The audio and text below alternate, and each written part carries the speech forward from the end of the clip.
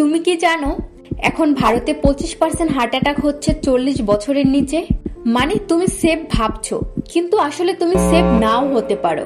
আগে heart attack মানে ছিল বয়স্ক মানুষের রোগ, কিন্তু এখন 20 থেকে 30 বছরের ছেলেমেয়েরা হঠাৎ করে কোলাপস করছে। কেউ জিম করতে করতে, কেউ ফুটবল খেলতে গিয়ে, আবার কেউ অফিসে বসে। কারণটা কিন্তু সোজা নয়, এটা খুব বিপজ্জনক।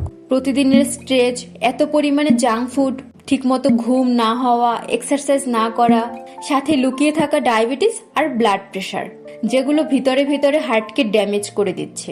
সবচেয়ে ভয়ঙ্কর ব্যাপারটা হলো সাইলেন্ট হার্ট অ্যাটাক, যেখানে অনেক সময় কোনো চেস্ট পেইনই হয় না। মানে শরীর ওয়ার্নিং দেওয়ার আগেই সব শেষ হয়ে যেতে পারে। তুমি হয়তো ভাবছো, আমি তো ফিট, আমি তো স্লিম, কিন্তু বাইরের ফিটনেস মানে ভিতরের সুস্থতা নাও হতে পারে। তাই এখনই সময় নিজেকে চেঞ্জ করার। প্রতিদিন অন্তত 30 মিনিট হাঁটো, 7 ঘন্টা করে ঘুমাও, জাঙ্ক ফুড কমিয়ে দাও আর নিয়মিত চেক আপ করাও। কারণ ইন্ডিয়াতে এখন হার্ট অ্যাটাক বয়স দেখে আসে না, এটা যে কারো দরজায় নক করতে পারে যে কোনো সময়। So be careful.